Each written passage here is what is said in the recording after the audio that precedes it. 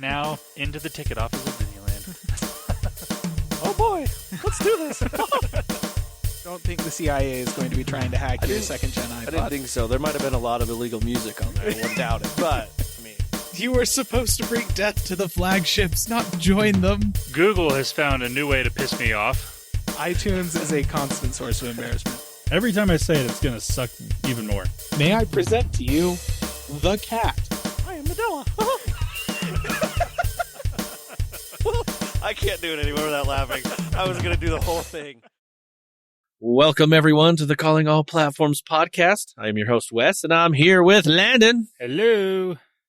And Caleb. What? Oh, yeah, right. Okay. And we are here to talk all things tech this week and last week. We had some family things happening. Things happened. We just couldn't get together. So, yeah, the fourth happened. I want listeners to know it's not my fault. It's was true. Not Landon's fault. Yeah, it was me and Wes. I was at a barbecue, not paying attention to the time. That's really all it came down to. It was by the time I realized, I was like, "Oh shoot, I don't think I'm going to be able to get out of here in time."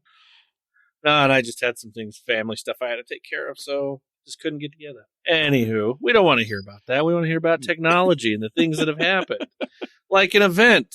The first thing that's on our little sheet here, Samsung. They kind of had an event. Let's go ahead and let's unpack it, shall we? Landon, take it away. You know, I didn't watch this event, but the clips of it that I did watch, you would have been a much better host than anybody that was there. Oh! Oof. Okay, listen, that's pretty bad, Samsung. If I'm a better host, let's be real. I mean, dang, that bad. Tim Cook is just as good, if not slightly better, of an actor than everyone else that was there as well. Oh, that's real poor. Like it was not a pre-recorded video, which made it worse because you can tell it was very heavily scripted. And even to the point that they had like random people that were like, there was somebody, I don't know who he is or what he does, but he was endorsing the new watch. And even like his lines, you could tell were scripted, and it was just so bad. Like every time they showed a little feature on a video, they would come back and be like, isn't that just so cool? Like very robotic. Like it was probably written by AI, and it almost sounded like it was performed by AI. That's how bad it was. That sounds really bad. Like Samsung usually is not bad when it comes to live events. They're not as good as Apple. I wouldn't even put them quite to be as good as what Google does, but they're up there. Usually they're pretty good. From what I saw of this one, it was just really bad. Oh yeah, really. Oh, it's too bad. I don't know if I want to take that as a compliment or what, but you know what? I'll take it as that. I mean, yeah, you definitely are nowhere. You are far and above what anybody there was doing. So, there you go on. I love this. Let's keep going with this. Nope, I'm all right. Talk about this. Forget about their phones or anything. Yeah, forget about the phone. We're talking about this now. I mean, I can go ahead and ruin the listener's perspective on you if you want me to by not editing out anything. Yeah, dude. Listener, just so you know, I am allergic to everything on this earth, I swear. So, yeah. Anyways, back to Samsung. So they announced a few things. This summer Unpacked event has been, for the last while, basically the fold and flip event also usually has watches involved, and that's exactly what we got this time. And strangely enough, it's not everything we thought it was going to be in terms of hardware. Because we were kind of expecting a Galaxy Fold 7 Ultra. Didn't get a Fold 7 Ultra. We got just the regular Fold 7. We got the Flip 7. We were expecting the Flip 7 FE, which we did get. And then we got the Watch 8 and the Watch 8 Classic. We did not get an updated Watch Ultra. I guess they're really taking cards from the Apple playbook there because they're skipping a year, I suppose. Yeah. Which is fine. The Galaxy Watch Ultra is still a perfectly fine watch. We'll get to those in a minute, though. We're going to start with the thing most people are probably interested in here, and that's the Fold 7. It's a new folding phone, and from what I understand, everyone that's actually held this phone and used it say this is probably the first folding, like this fold style of phone that is both good to use on the outside display and the inside display. Because most of them, I usually have some sort of downside to them. Either the outside is too tall, like the previous Samsung phones, they were really tall and skinny, or they're kind of short and fat, like the Pixel Fold phones are, or different things like that. This one, the outside display is very, very similar to what you would get from a regular candy bar style smartphone. And then the inside display is just as good as it has been in the past for Samsung phones. So I think this is probably now the best folding type device you can get from any of the options, really. So that's kind of nice. They did make it a better phone. And even more interesting is unfolded, this thing is 4.2 millimeters thick. That's it.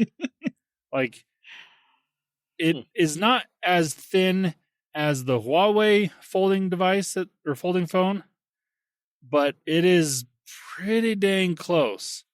Like, I can't remember what it's like 8.9 millimeters when it's folded, when it's closed, which somebody pointed out is the same thickness of an iPhone. No, not an iPhone. It was the Samsung Galaxy S22. That's only 3 years ago. Yeah. Wow. And now their folding phone closed is the same thickness as that, which is pretty impressive. Not going to lie. I do think that's pretty cool. Some other specs on this device. So let's talk about the outside display. Is a 6.5 inch display, so it's still smaller than most typical flagship displays on the outside, but only just barely. Like most of them nowadays are about 6.7, but you do still get some that are 6.5, at least with the larger ones. So that's pretty nice. The inside is an 8-inch display. The cameras on this thing, and this is where it is a little bit better than what it has been in the past.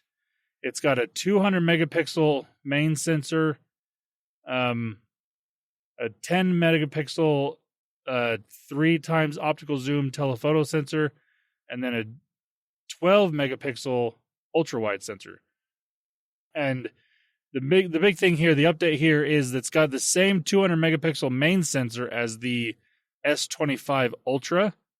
So usually these, like in the past, the Fold cameras have been lesser cameras that are than what's on their main flagship phones. This one at least brings the one main sensor over from the higher end flagship phones. So that's nice to know. At least, I mean, not that you're going to get bad photos out of this phone anyways, but you'll be getting comparable photos to the flagship phones. That's nice. That's good. Yes. Let's see, the chip on this phone is the Snapdragon. Why can't I remember this? The Snapdragon 8 Elite 4 Galaxy, I'm pretty sure is what it is, which is I hate that's why you can't remember it. Yeah. It's such a mouthful. Why? Oh, it's dumb. The battery on this phone, sadly, is only 4,400 milliamp hours, which is sad considering how, I mean, yes, it is a really thin device, but it's still a large device unfolded. You could put 2 batteries on either side of this device, and you would think you'd be able to get more than 4,400 because there are, regular candy bar style phones with 6,000 milliamp hours. So that's not great. But it's there. There's a battery. It'll last you a couple hours, maybe. Who knows? and then colors, because that's really what everyone cares about. It comes in blue shadow, silver shadow, jet black, and then, from what I understand, an online exclusive of mint, which actually the mint color is pretty good looking. And then the worst part about this phone is the price, because it went up in price. That high-end camera cost a lot of money, to the tune of another additional $1,000, or not that. Oh gosh, thank you goodness, it's not $100. It is $19.99, so $2,000 for the starting level of this phone. Which, I mean, that does include 256 gigs of storage and 12 gigs of RAM, but that's a lot of money for a phone. Yeah, it's rough. And okay, I did say this was the worst part about the phone, but actually the worst part about this phone is because it is so thin, the cameras stick out a mile from the body of the phone. And if you put this phone flat on it, well, you can't put this phone flat on its back, but the videos I've seen of this thing, like the rock on this phone, rocking back and forth, is so bad. Like, it is by far the worst camera bump that I've ever seen, at least size-wise, on a phone. It is like, if you're planning on using this without a case, you're gonna be holding it, because you wouldn't be able to use it if it's sitting down on a table or something, unless it's open. Even then, it would probably still not be a great experience, because the camera bump on this thing is massive. Dang. All right.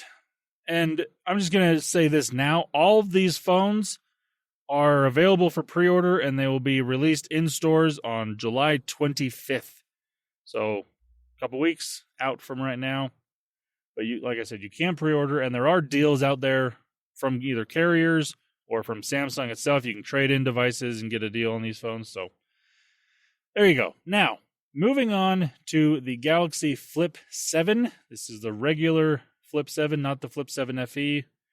The Flip 7 is it's definitely the best flip phone that Samsung has come out with. It is actually basically the Motorola Razr, but with Samsung branding and Samsung UI, which kind of makes it worse, but, the hardware might be a little bit better. But the outside display is the same as what Motorola is putting on the Razr Plus, where it actually fills the entire, even goes around the cameras. So that's nice. This is the first time that Samsung's done that, and I am really happy to see that, because that was definitely the best feature on the Moto Razr, because you can actually use the outside display. And I heard pointed out, and this is the same with the Razr, but that outside display is actually larger than the original iPhone display. So, oh wow, yeah, it's different aspect ratio, but definitely different aspect ratio. Yes, but it is a larger because it's 4.1 inches, and the original iPhone, I believe, was 3.5, or was it 4 inches? 3.5, I think. Yeah. So yeah, it's a larger display, but yes, it is. It's basically square. So yeah, it's not as usable in some ways, but it's fine. But it is technically the same dimension.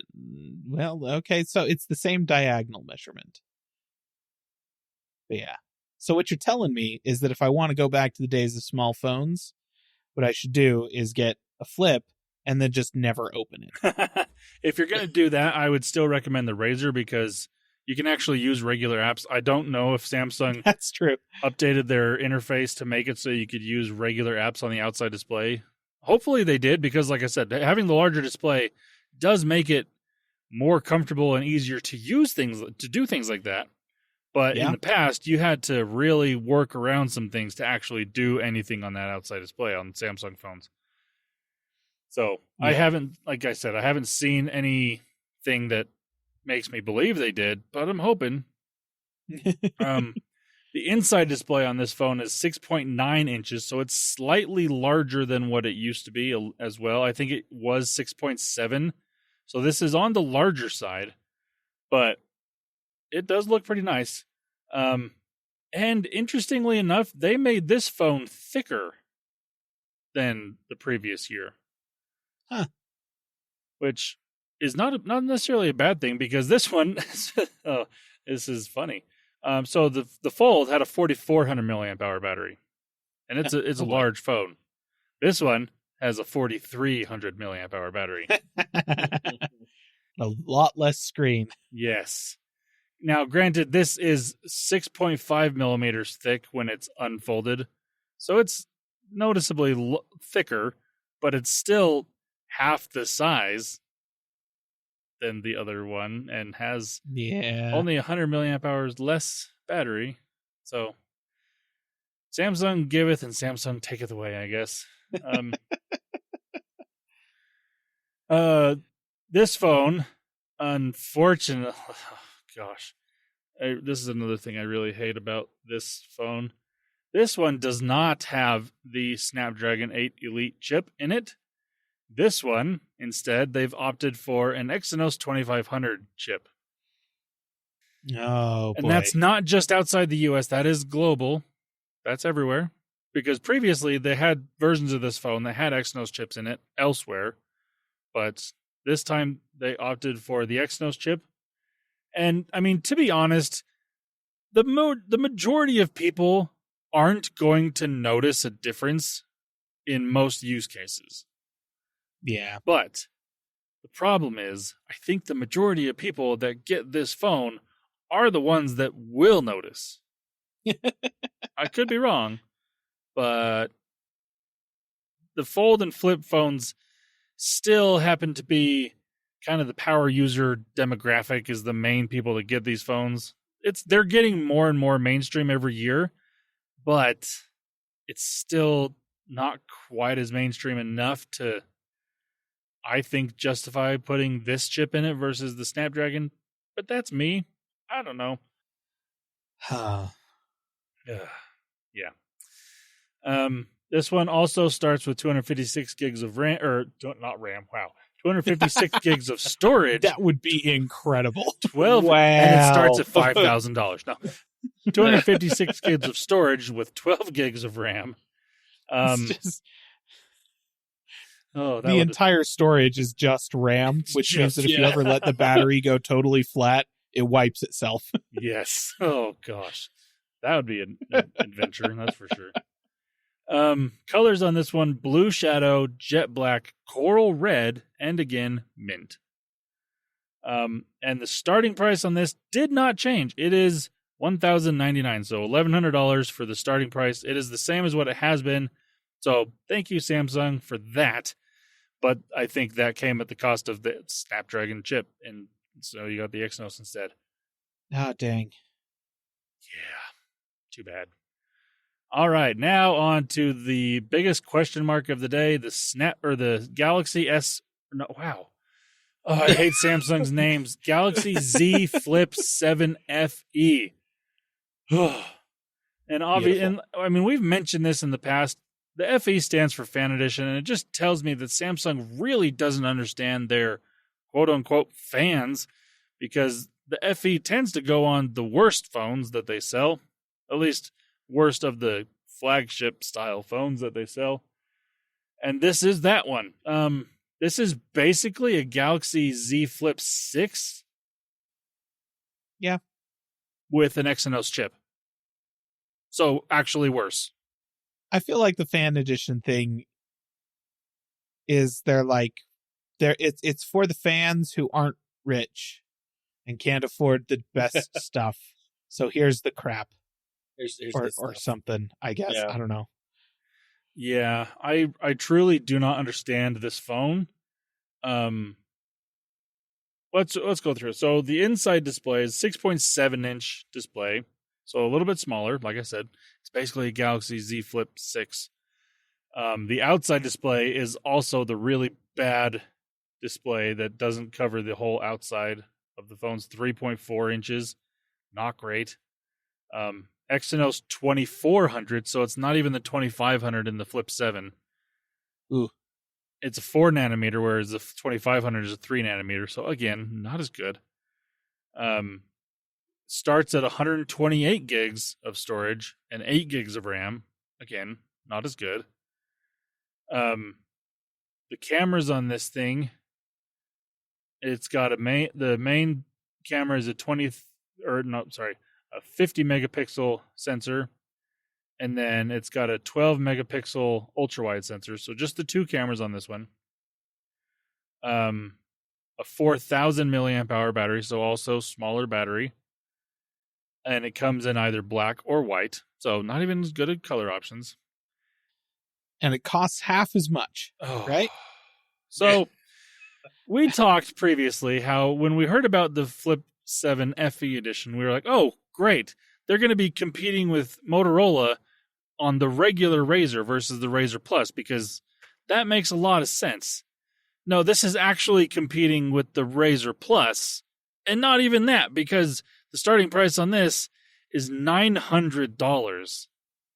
Oh. You know what you can get for $900? A flagship Pixel. Yeah. A flagship iPhone. You know, you can get much, much better phones for $900. Yes, they may not be flip phones, but if you want a flagship flip phone, you can get a Moto Razr Plus for $800.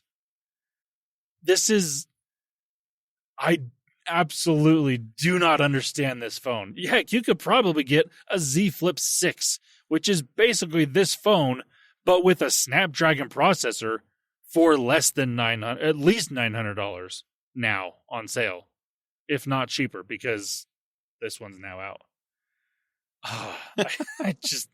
I truly do not understand what Samsung is trying to do here. It makes no sense at all. Yeah. Get money? I mean, does Samsung understand what they're trying to do here? That's the real question. I mean, I'm sure they thought, okay, people are asking for cheaper flip style phones from Samsung, from us. That's what they're thinking, because they see the Moto Razr. People are like, oh, I don't want the Motorola. I want the Samsung experience. Those people do exist for some reason.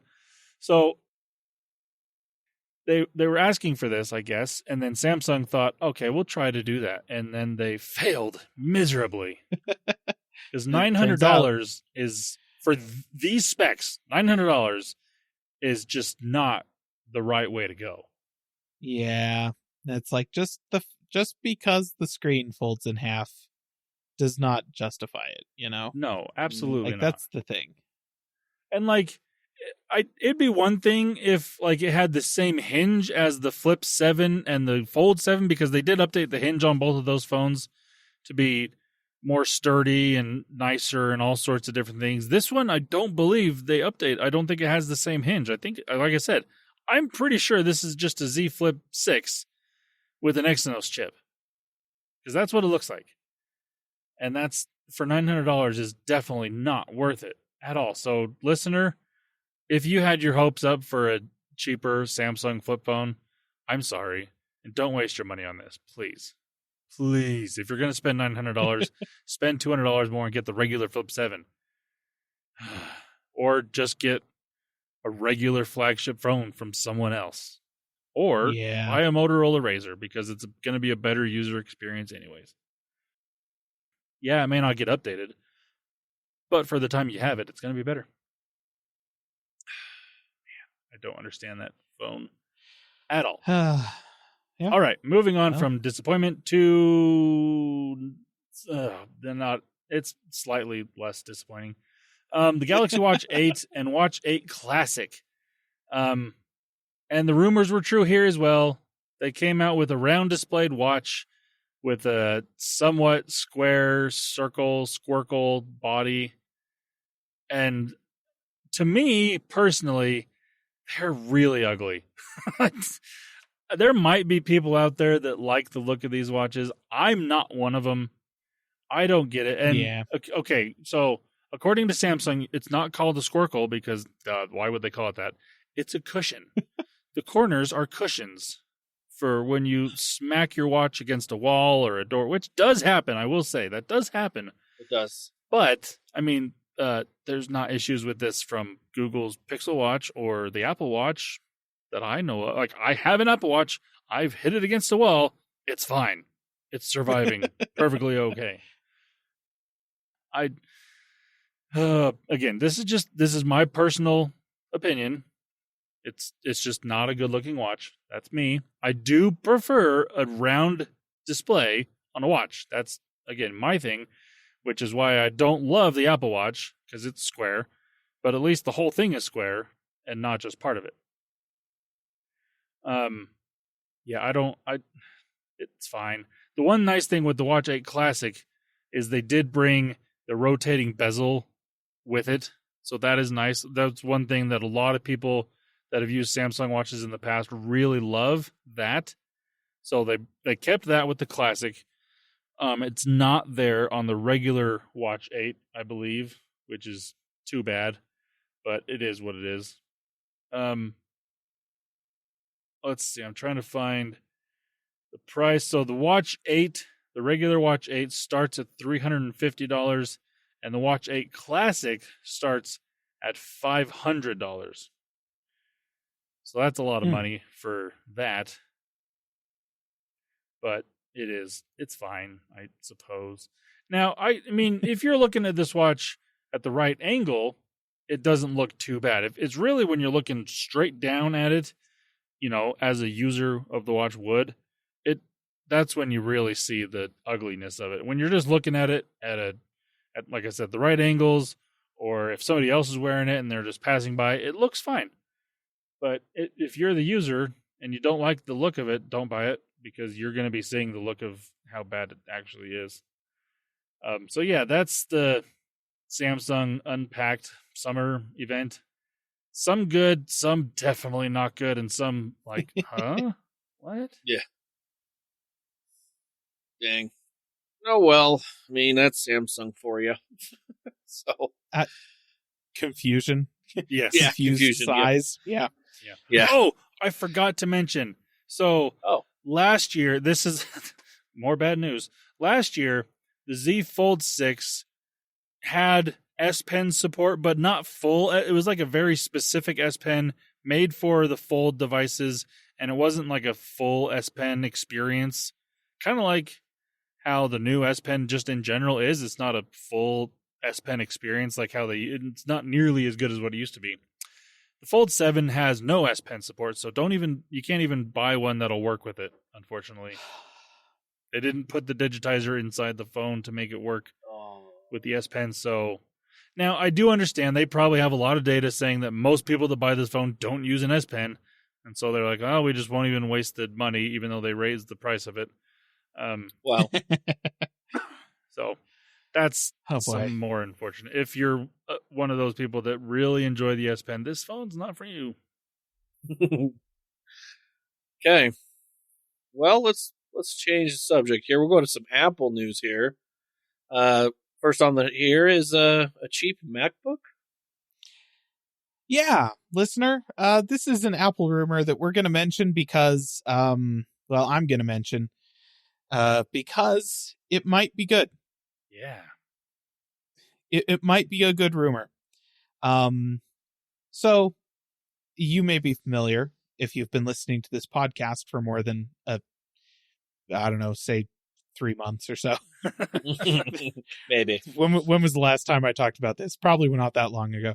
That I have several bones to pick with Apple, but more than a few. But there's one main one that consistently has come up ever since about 2016 or so. And that is that the MacBook line is stupid. Like the way that it's laid out from a product stack perspective, it's dumb. You have your MacBook Pros, which I will say, at least currently, are all machines that are designed for professional workflows. And so it makes sense to call them Pro. Didn't always used to be that way. Yeah. It was not that long ago that we got rid of the 13-inch MacBook Pro, which was not a MacBook Pro, but it is currently that way. Then you have the MacBook Air, which is thinner, lighter, more appropriate for general users, and just generally very portable, toteable. It's nice. Makes sense as an Air. Then you have That's it. It's nothing else. That's it. You have the MacBook Air and the MacBook Pro. You have no MacBook, right? So it used to be back in the day, you had the MacBook Air, and the MacBook Pro. So the MacBook was like kind of big and bulky, about the same size as the MacBook Pro, but made out of significantly worse materials, right? Like it was made out of plastic, and even the like plastic unibody versions of that laptop felt significantly cheaper than the MacBook Pros, which were made out of aluminum. And that was fine, right? Because they were cheaper. They were a lot cheaper. And then you had the MacBook Air, which did cost more than the MacBook, even though the performance was the same or even a little bit worse, because it was so thin, it was so light, it was portable, it was toteable, right? Like that was the selling point. So you have the cheap one, the entry level, the thing that sells people on Mac OS and the Mac as a platform and sells them later on up to a MacBook Air or a MacBook Pro, especially for college students. The MacBook itself was a huge thing for Apple, not because it in and of itself was a huge moneymaker. Guarantee it was not. But because it was getting these people onto Macs in college when they were learning the skills they were going to use for their entire professional life. And then when they moved into the workforce, they wanted a Mac. And a little bit more money, actual pants job. Are they going to keep buying the MacBook? No, they're going to buy the MacBook Pros that are significantly more expensive and do make money, right? So the MacBook served a very important purpose in the product stack for Apple. The same spot as the Mac Mini, though I will say the Mac Mini actually has really strong use cases all for itself that are not suitable for any of Apple's other desktops. So like it occupies its own special little spot, though I guess Mac Studio now kind of occupies most of those spots as well. But having these low cost introductory products that get people into the ecosystem, it maybe mattered more back in the day than it does now because they have the iPhone that kind of does that too. But it still matters. It's still important. You want to sell a whole bunch of people MacBook Pros, sell them a MacBook. So that's my stance on this thing. Always has been for like the longest time. When they released the M1, they put it in the 13-inch MacBook Pro, which was not a MacBook Pro. It was a MacBook, just cost more than it should.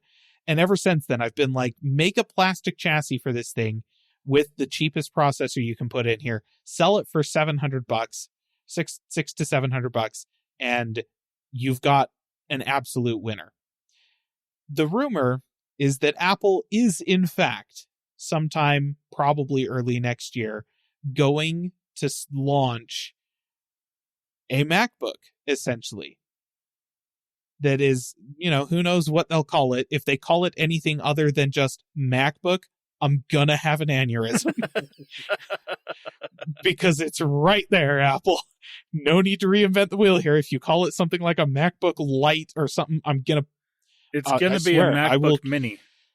I will drive to Cupertino and I will punch Tim Cook in the face. Anyways, point is that this is rumored to be coming now.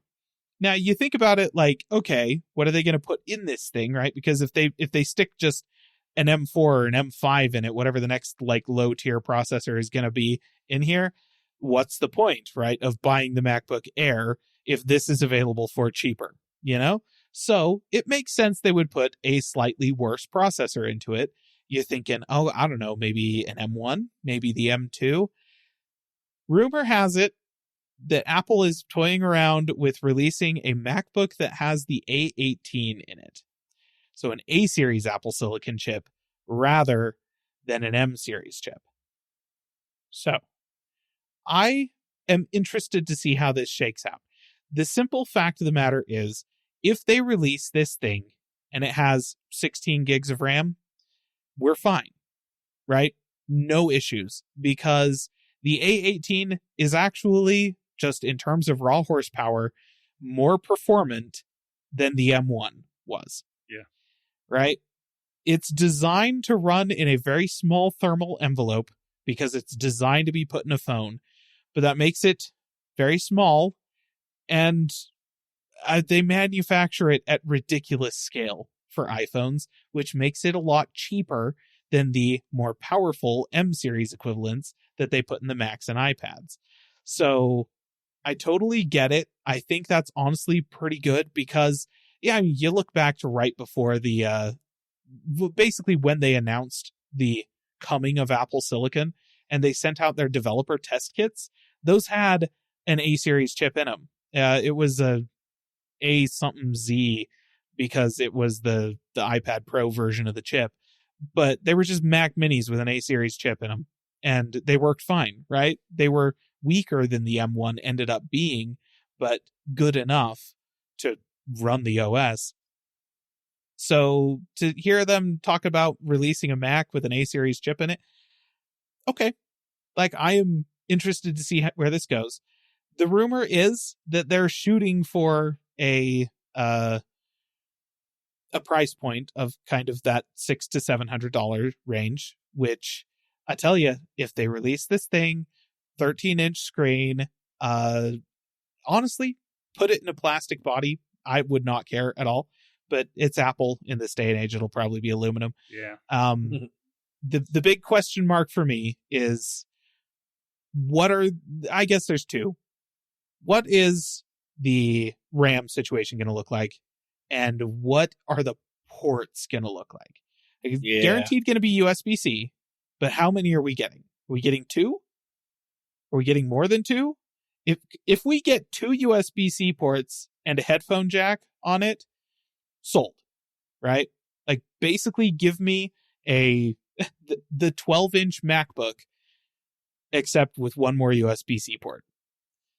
Exact same chassis, honestly. They could totally reuse that design. It's a really, really slim design. Honestly, still pretty great by today's design standards.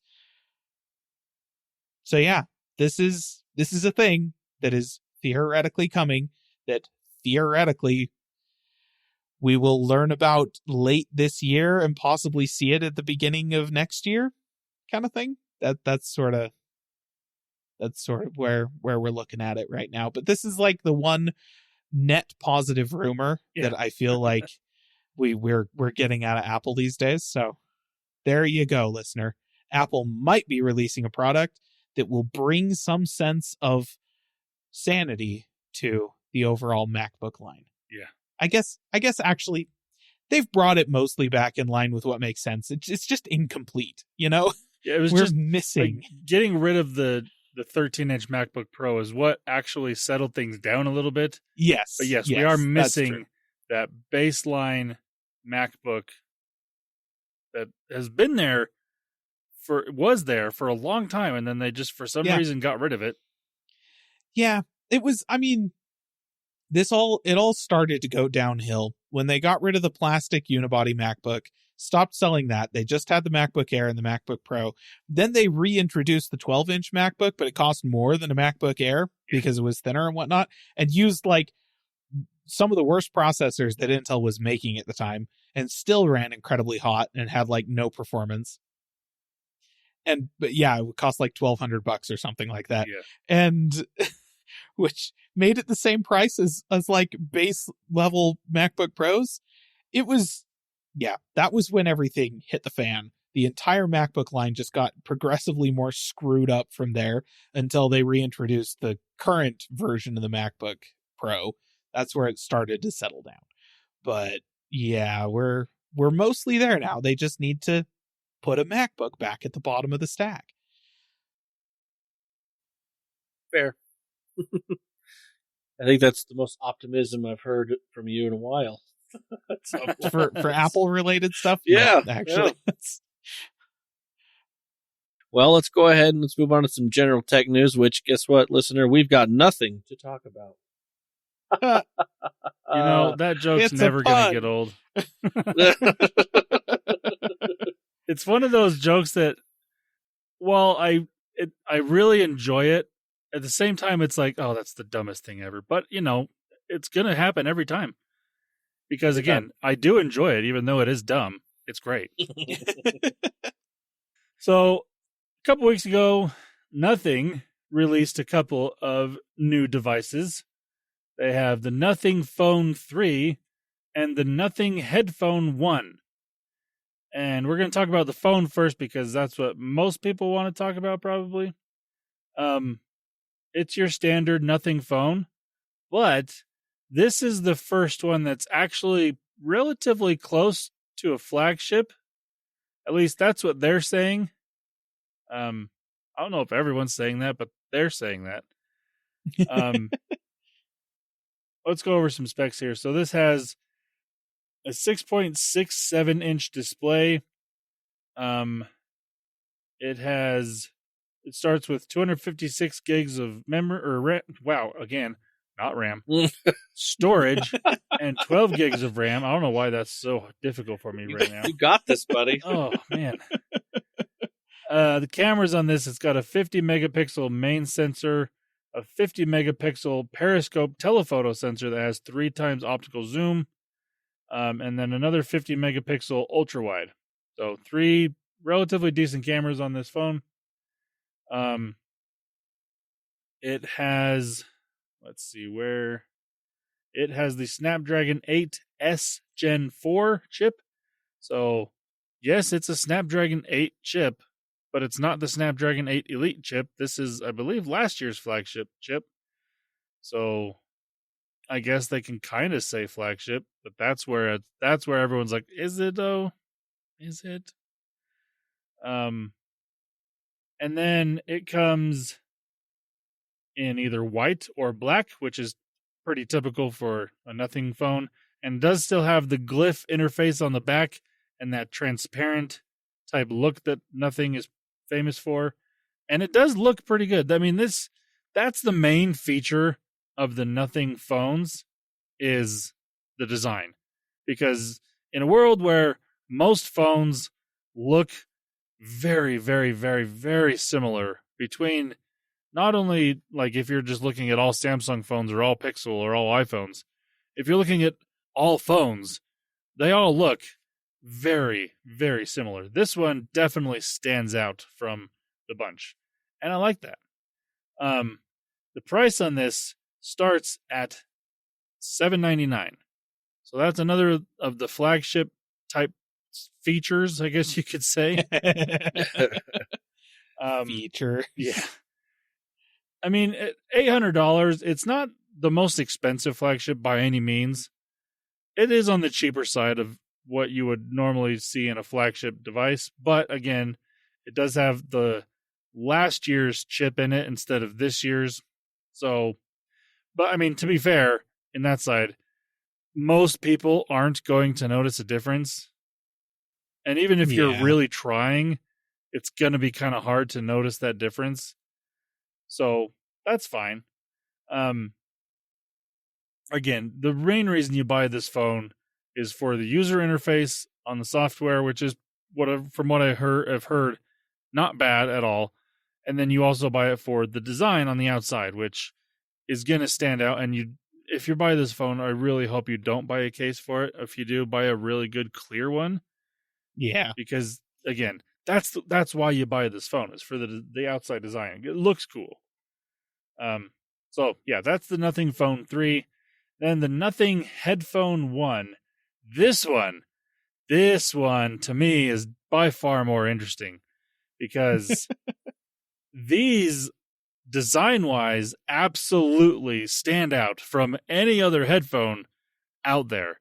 Even like the AirPods Max, which do have a very unique design to them, these ones are even more interesting. And I actually like them way better. I mean, I've never really loved the look of the AirPods Max. Yeah, they're kind of goofy. Yeah, these ones are goofy, but in a good way. So, I mean, and my initial thought when I first saw them, I was like, whoa, those are weird. But the more I look at them, like, actually, they're kind of cool. They do have some of that transparent design language that Nothing is known for on part of it. So, like, the main cup that goes around your ear, because these are over-ear big headphones, is kind of like a squarish, like rounded corner square design, rectangle type. I don't know. It's interesting. And then right in the middle of that, there's like an oval That's where all the main hardware of the headphone actually is, and that's where the transparent part of it is. So you can kind of see some of the magnets in there from the speakers and different things. It's not a lot because there's really not a lot to see inside of headphones usually. So it's not quite as interesting as some of their phones or even their earbuds that they have. But they're very unique. And they do come, I believe they come in a black version as well. But I mean, as much as I like a black phone and a black earbuds or headphones, I think I would go for the white ones on both the phone and the headphones on these because that's where they stand out more and they're going to look cooler. And these headphones are fairly typical from what you would expect. They have active noise cancellation. They're claiming 35 hours of battery with ANC on, 80 hours without it. That's pretty good. And the price on these things is $300, which isn't cheap for headphones, but all the reviews I've seen for these headphones say they are $300 headphones. They are basically what you would expect sound-wise, feature-wise, like how much, like the weight, the comfortability of them. They are $300 headphones, and I'm glad they're not, charging more for something that sounds bad or charging less for a worse product. I'm fine with $300 on these. You know what they could charge more for and totally justify it in my eyes? The fact that they have physical controls instead of like a touch sensitive swipe surface or something dumb like that. Buttons and freaking switches and rollers and stuff like that. Heck yes. Yeah, Say what you will about the nice. AirPods Max. That's like the one thing they did right is that stupid little crown thing on them. That is true. Yeah, I do love that these, like all the buttons or all the things, all the controls are physical moving switches and buttons.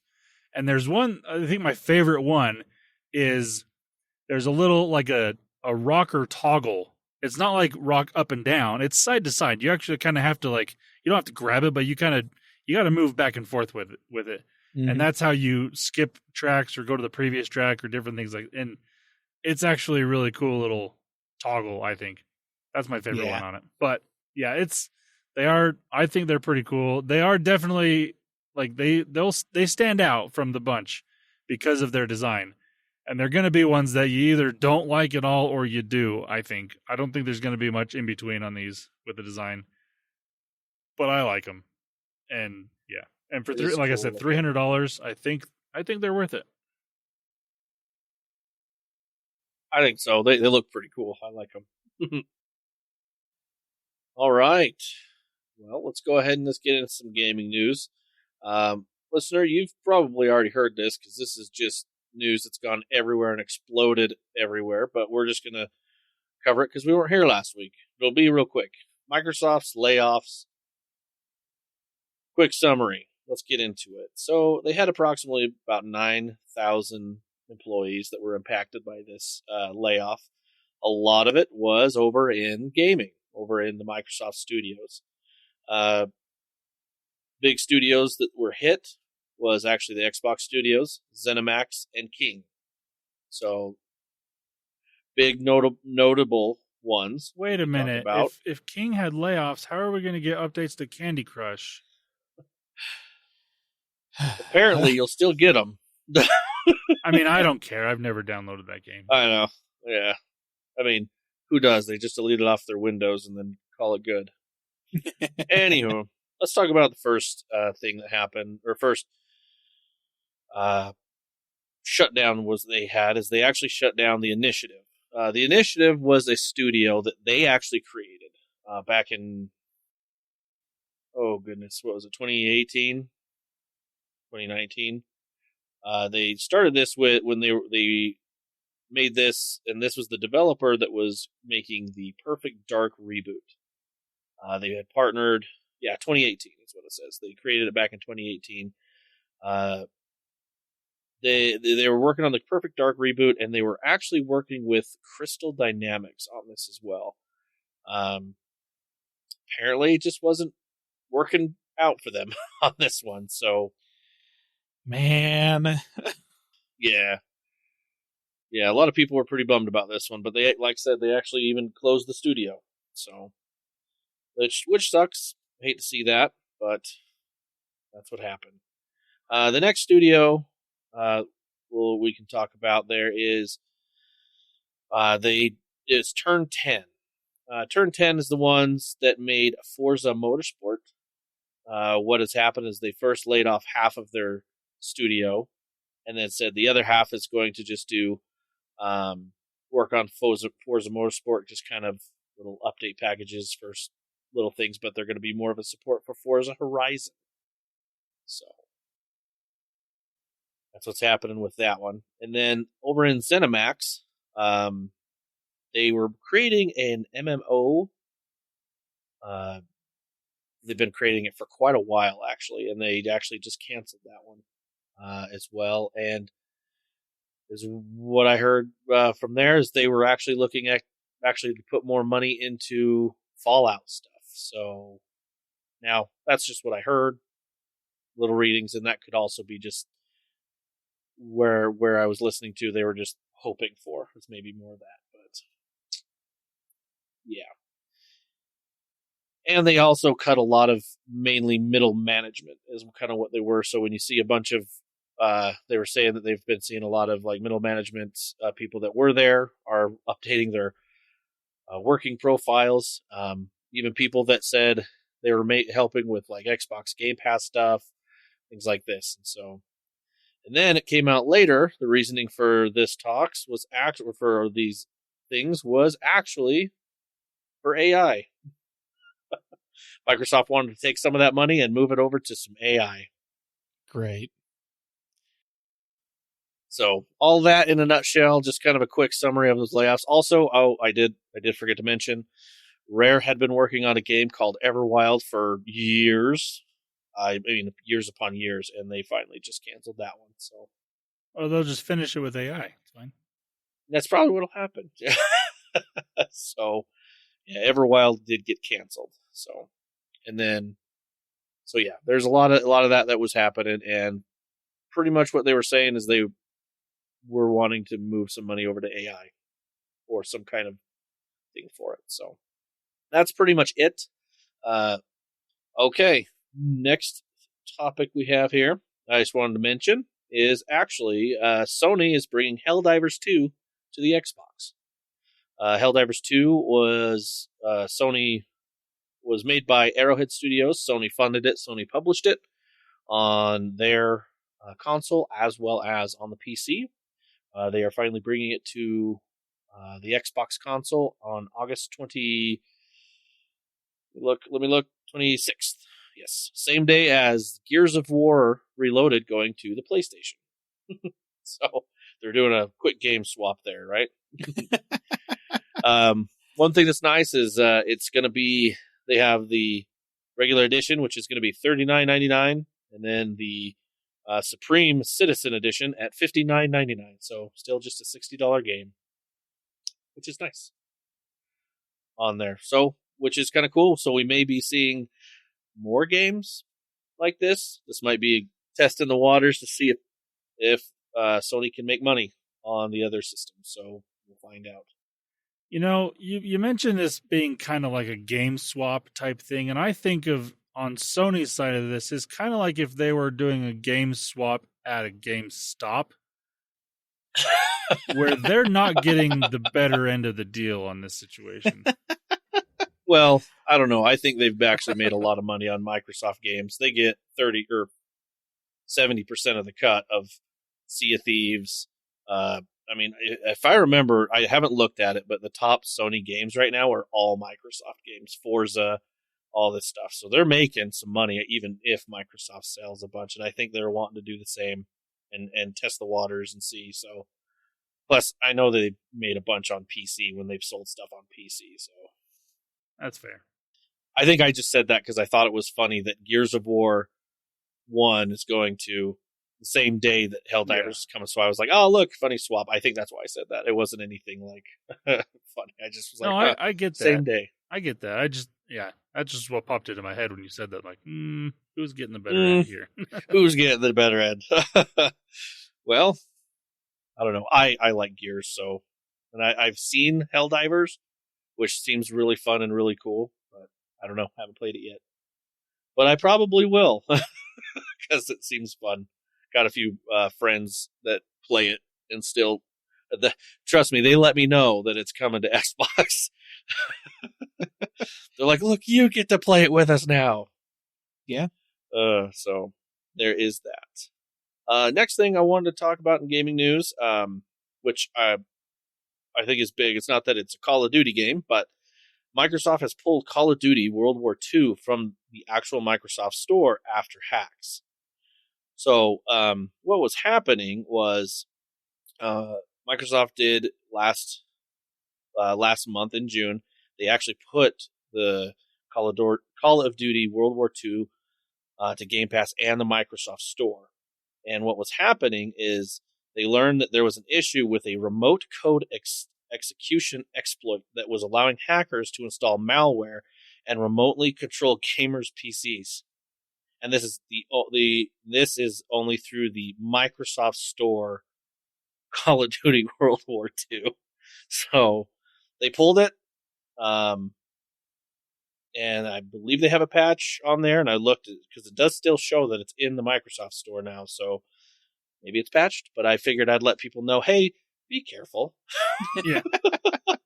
So yeah, any kind of security thing I like to at least bring up that's like, hey, by the way, if you're not on Steam and playing Call of Duty,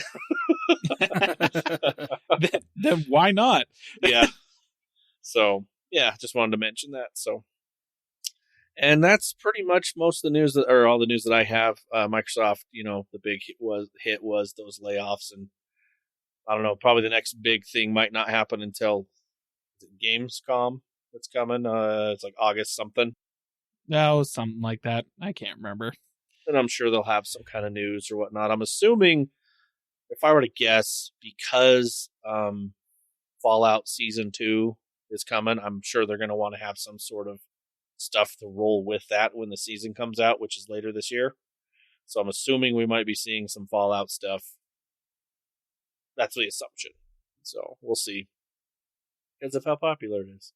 And yeah, anything else, I don't know. I started thinking, I'm like, anything Blizzard? No, they're wanting to save all that for BlizzCon next year, and who knows. So, well, and that looks like it's all the gaming news that we have. And I believe that brings us to the end of the episode, unless, Landon, you got one more thing for us? No, I don't. I was waiting for the Yahoo there, actually. One of these days I might just play it as that's the one more thing, I like it. Well, listener, this is the end of the episode. We appreciate you listening.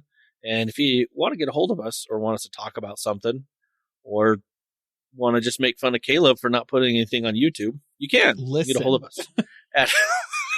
You can get a hold of us at the social media platforms as well as callingallplatforms.com. Check out that YouTube channel that I was just mocking Caleb for, Calling All Platforms there. Like, subscribe, ring the bell. I think that's how they do. Is that how they do it? Sure. I don't know. I like you said, I'm not on YouTube. You're asking me like I'm a YouTuber. I don't know. That's true. We just need to get one of those thumbnails now of you just having all the different faces that people have, the scared and the annoyed. If I never get another view on YouTube and that's the reason, I'm okay with that. I'm never doing one of those. Please don't click on my video. Genuinely. All right, dear listener, have a good week. Bye-bye. See ya.